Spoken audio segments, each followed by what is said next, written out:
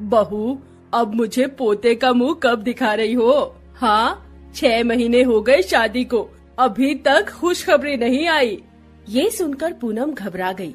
उसका पति रमेश पानी पी रहा था। उसके मुंह से पानी गिर गया।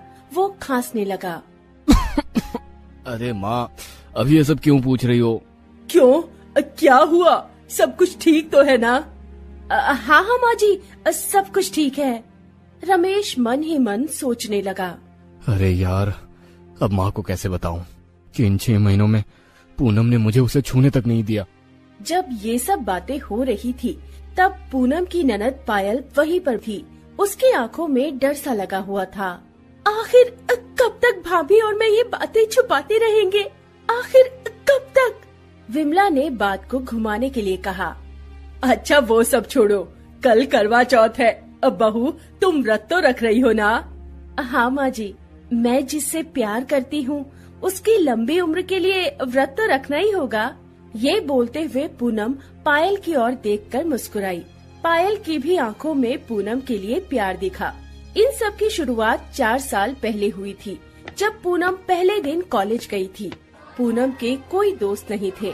कॉलेज में वो बहुत अकेला महसूस कर रही थी। तभी उसकी मुलाकात पायल से हुई। हाय, मेरा नाम पायल है। और मेरा नाम पूनम है। क्या तुम मेरी दोस्त बनोगी? हाँ, क्यों नहीं। उस दिन से दोनों का चक्कर चलने लगा। पूनम और पायल दोनों लेस्बियन थी, लेकिन समाज के डर से कोई अपने परिवार वालों को ये बात नहीं बता पाई।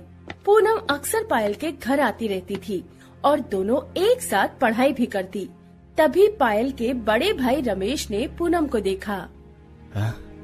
मेरी बहन की सहेली कितनी खूबसूरत है, मुझे इससे बात करनी होगी। रमेश ने एक दिन अपनी बहन पायल से कहा। बहन, अब तेरी वो सहेली मुझे बहुत पसंद है। कौन? अब पूनम? हाँ बहन, तू उसके साथ मेरी बात करा देना और तू जो मांगेगी मैं दूंगा। पायल मुश्किल में पड़ गई।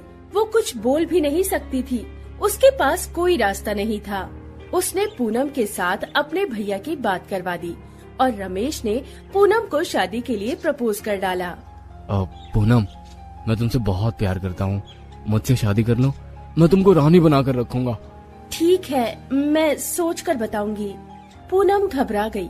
उसने अगले दिन पायल से कहा। पायल, ये कैसे संभव है? मैं तेरे भैया से शादी कैसे कर सकती हूँ? मैं तो तुझसे प्यार करती हूँ। पायल ने कहा।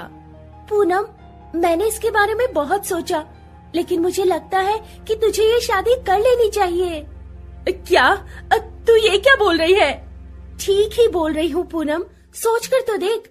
हमारे बारे में ना तू अपने घर में बोल पाएगी और ना ही मैं। तेरी शादी कहीं और हो जाएगी तो शायद हम दोनों कभी नहीं मिल पाएंगे। इससे अच्छा तो मेरे भैया से शादी कर ले, हम दोनों एक ही घर में रहेंगे। हाँ, ये तूने सही कहा। पूनम ने रमेश को शादी के लिए हाँ कर दिया और कॉलेज खत्म होते ही दोनों की शादी हो गई। लेकिन सुहाग रात में पूनम बिस्तर पर नहीं, जमीन पर सो गई। ये क्या पूनम, तुम नीचे क्यों सो रही हो? वो जी, मुझे ना बिस्तर पर नींद नहीं आती है, तो मुझे नीचे सोने की आदत है। ठीक है, तो मैं भी नीचे सो जाता हूँ। अरे नहीं नहीं, मेरे लिए आप क्यों तकलीफ उठाएंगे? और वैसे भी आप मेरे लिए नए हैं, कुछ दिन बीतने दीजिए, मैं ही ऊपर चली आऊंगी। रमेश ने सोचा यही अच्छा है, पहले जान पहचान बढ़ा लेते हैं। रमेश सो गया। रमेश की नींद बहुत गहरी थी। एक बार नींद लग गई तो सुबह जाकर ही खुलती थी। ये बात पायल ने पहले से ही पूनम को बता दी थी। रमेश खर्राटे लेने लगा और पूनम मौका देखकर पायल के कमरे में चली गई। आओ पूनम, मैं कब से तुम्हारा इंतजार कर रही हूँ। उस रात पायल और पूनम दोनों ने सुहाग रात मना लिया। ऐसे ही दिन बीतते गए। 1 महीना बीत गया, लेकिन पूनम बिस्तर पर सोने नहीं आई। ऐसे ही करके 6 महीने बीत गए। बिमला बच्चे की बात करने लगी, लेकिन रमेश बताता भी तो किसे। ये सब बातें लड़कियां बड़ी आसानी से कर लेती है, लेकिन फिर भी हिम्मत जुटाकर रमेश ने पूनम को कमरे में बुलाया। पूनम, कल करवा चौथ है, हमारी शादी को 6 महीने हो चुके हैं।